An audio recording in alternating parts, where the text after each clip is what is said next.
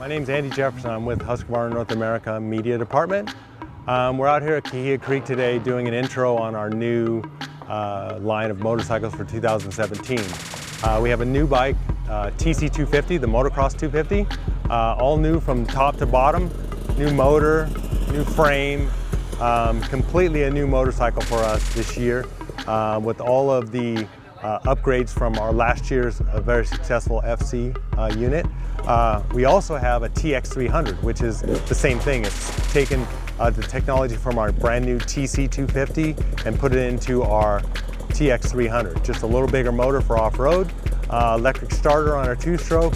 It's an amazing motorcycle.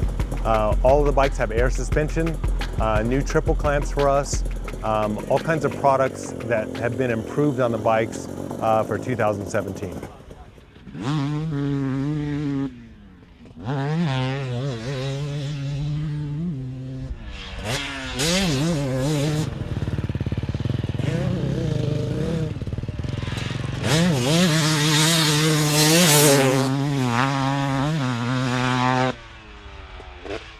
Hey everybody, thanks for watching. This is Pat Foster with TransWorld Motocross.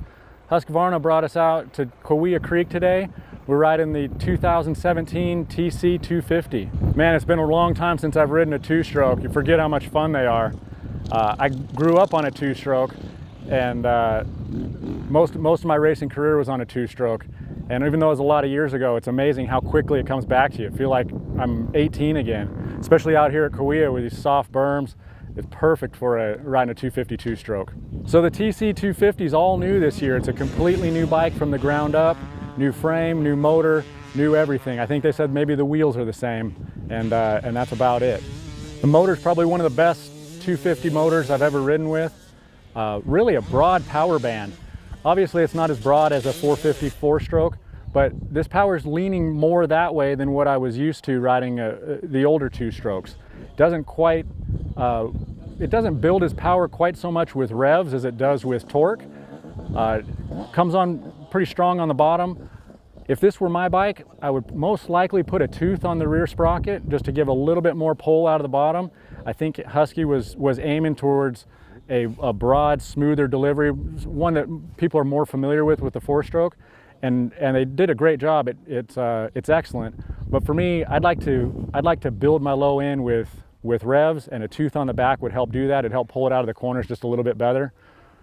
Other than that, like I said, this is probably one of the best motors I've ever ridden. Really wide delivery. The mid-range is strong. The top end, it pulls forever. You can leave it down a gear and rev. But like I said, it also has a ton of torque. So if you do like short shifting, man, it just keeps pulling the next gear really well.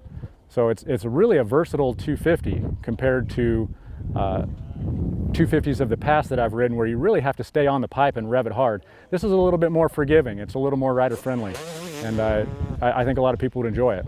So it's an all new frame this year. They've worked on the rigidity.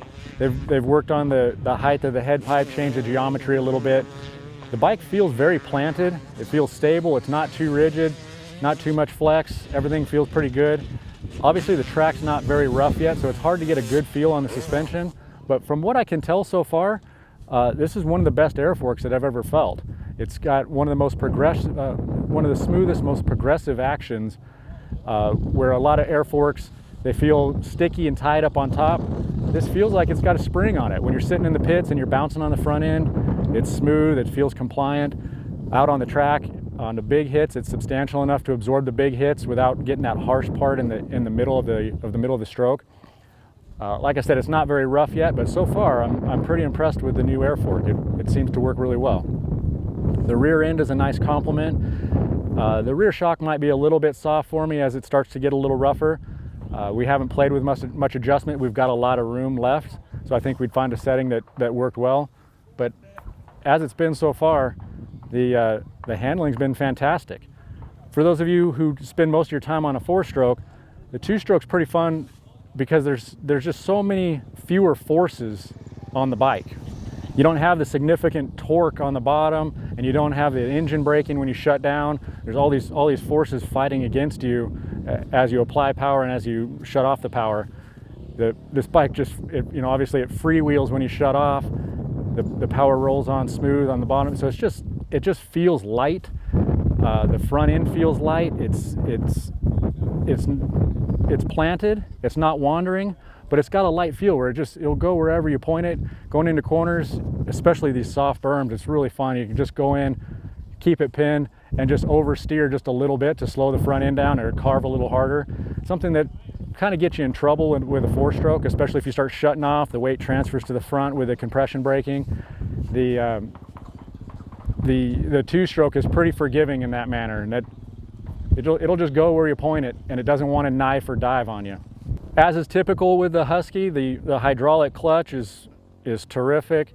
The brakes were fantastic. There's a ton of adjustability in the bars and in the rider position. One of the things that I really noticed about this bike that I liked a lot, the front of the seat is really flat.